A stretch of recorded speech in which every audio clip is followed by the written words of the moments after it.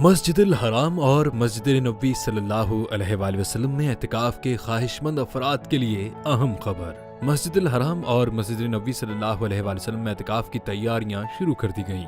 خواہشمند افراد کے لیے رجسٹریشن کا آغاز جلد کیا جائے گا۔ اس حوالے سے سعودی حکام کا کہنا ہے کہ مسجد الحرام اور مسجد نبوی صلی اللہ علیہ وآلہ وسلم میں اعتکاف کے لیے رجسٹریشن کا آغاز 5 مارچ سے ہوگا۔ دی اسلامک انفارمیشن نامی ویب سائٹ کی رپورٹ کے مطابق دونوں مقدس مساجد کی جنرل اتھارٹی نے رمضان المبارک 2025 کے دوران اعتکاف کے لیے رجسٹریشن کھولنے کا اعلان کر دیا ہے۔ معتکفین کی رجسٹریشن اس وقت تک جاری رہے گی جب تک مساجد میں اعتکاف کے لیے مختص جگہوں کو پر نہیں کیا جاتا۔